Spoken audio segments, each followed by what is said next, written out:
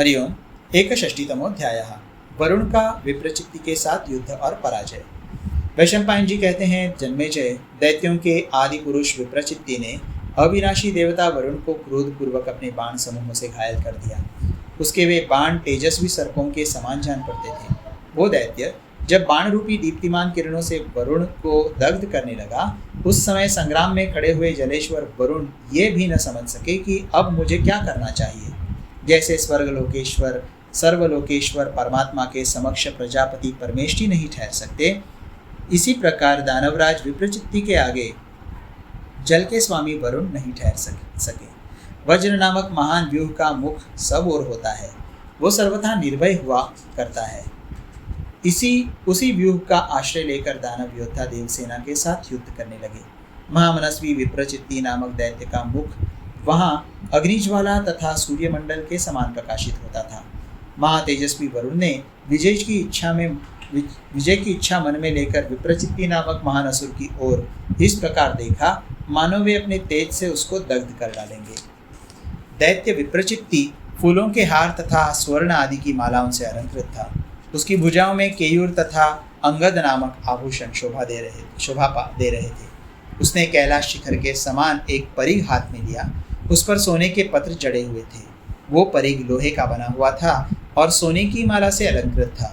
देखने में यमदंड के समान भयंकर था, किंतु दैत्यों के भय का नाश करने वाला था। महान असुर विप्रचित्ति ने अत्यंत कुपित होकर इंद्रध्वज के समान उस विशाल परिघ को घुमाया और मुंह फैलाकर बड़ी जोर जोर से गर्जना की। उसके कंठ में सुवर्णमय पदक, भुजाओं में बाजूबंद, कानों में विचित्र कुंडल तथा वक्षस्थल पर सोने के हार सुशोभित थे, जिनसे वो दानव प्रकाशित हो रहा था। लोहे के परिघ और सोने के आभूषणों से युक्त वो दानव इंद्रधनुष, विद्युत और गर्जना से युक्त मेघ के समान शोभा पा रहा था।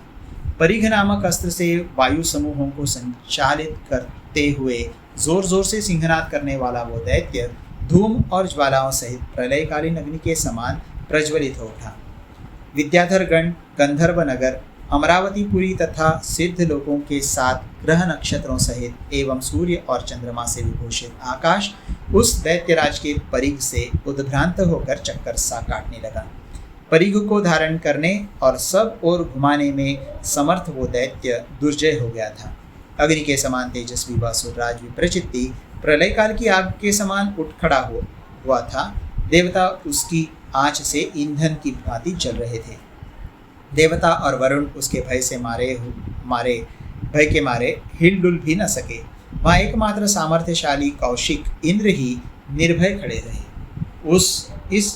उस दानव ने उस सूर्य तुल्य तेजस्वी घोर परिघ को, जो देखने में बड़ा ही भयंकर था, जलेश्वर वरुण की सेना में गिराया। संग्राम भूमि में वहां गिरते हुए उस परिघ ने महात्मा वरुण के 1,00,000 भूतों को हताहत कर दिया। उस परिघ से टकराकर उनके शरीरों के सहस्त्रों टुकड़े हो गए। जीर्ण शीर्ण होते हुए वरुण के सैनिक आकाश में सैकड़ों उल्काओं के समान प्रतीत हो रहे थे। तदनंतर विप्रचित्ति ने पुनः उस परिघ को घुमाकर वरुण पर दे मारा। वरुण के शरीर पर पड़ते ही उस परिघ के टुकड़े टुकड़े हो गए। वो भयंकर परिघ वरुण देव के शरीर से टकराकर टूक टूक हो गया।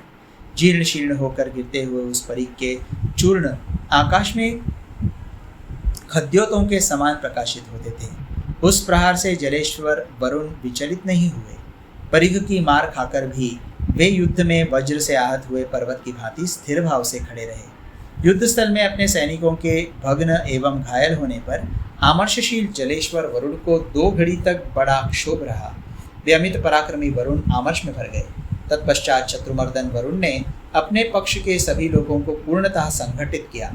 वे जलमय शरीर धारण करके शंखों और मुक्तामणियों से विभूषित हुए। उस समय चारों समुद्र उन्हें घेर कर खड़े हो गए। तेजस्वी सर्पों ने भी उनका साथ दिया। उनके श्वेत वस्त्र हवा से हिल रहे थे तथा वे नाना प्रकार के रत्नों से अलंकृत थे।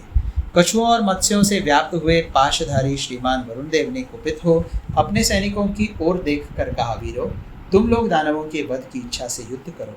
मैं इस दानव का वध करूंगा। तुम लोग भय छोड़कर युद्ध में डटे रहो। तब महासागर के जल में निवास करने वाले समस्त सर्प विजय अभिलाषा से सिंहनाद करते हुए युद्ध के मुहाने पर दैत्यों का संहार करने लगे। हर्ष और उल्लास में भरे हुए वरुण के उन सैनिकों ने नालीक, नाराज, गदा और मुसलों द्वारा दानवों को मारना आरंभ किया। तब महान बल और पराक्रम से संपन्न रणदुर्मद विप्रचित्ति अत्यंत कुपित हो सर्पों के शरीरों का विनाश करने लगा। उस दानव शिरोमणि ने गरुड़ास्त्र का प्रयोग करके सर्पभोजी गरुड़ों द्वारा समरांगण में सर्पों का संहार कर दिया। संग्राम भूमि में वीर विप्रचित्ति ने सूर्य तुल्य तेजस्वी स्वर्णभूषित बाणों द्वारा अत्यंत दुर्जय सर्पों को मथ डाला। रणभूमि में बाणों से पीड़ित हुए सभी सर्प घायल हो धराशायी हो गए। उस समय वे जिनके सारे अंग महान गजराजों ने मथ डाले हों, उन हाथियों के समान पृथ्वी पर पड़े थे। उस समय समरांगण में बाण रूपी दीप्तिमान किरणों द्वारा सूर्य के समान तपने वाले उस दैत्य पर भगवान वरुण ने अत्यंत क्रोधपूर्वक धावा किया। फिर तो उनके द्वारा शरीर छिन्न भिन्न हो जाने के कारण वहां पीड़ित हुए सहस्त्रों दानव अचेत से होकर दसों दिशाओं में भागने लगे। पाशधारियों में श्रेष्ठ वरुण देव जीवन का मोह छोड़कर पराक्रम पूर्वक गर्जना करते हुए समरभूमि में इंद्र के लिए युद्ध करने लगे। वरुण और सर्प युद्ध में उन्मत्त होकर लड़ने वाले थे। वे शत्रुओं पर मुक्कों का प्रहार करते हुए संग्राम भूमि में महान असुर विप्रचित्ति का सामना करने लगे। तत्पश्चात उत्कट बलशाली महातेजस्वी महान असुर विप्रचित्ति ने अस्त्रों शिराओं द्वारा प्रहार किया और शत्रुओं को मार भगाया। उसने अपने धनुष से छुटे हुए अग्नितुल्य तेजस्वी एवं शीघ्रगामी बाणों द्वारा वरुण के महान वेगशाली घोड़ों को समरांगण में क्षत विक्षत कर दिया। जैसे घी की आहुति देने से अग्नि का तेज बढ़ता है, उसी प्रकार उस महान कर्म से महामनस्वी विप्रचित्ति का तेज एवं प्रताप बढ़ने लगा। उस महाबली दानव ने भली भांति छोड़े गए शीघ्रगामी एवं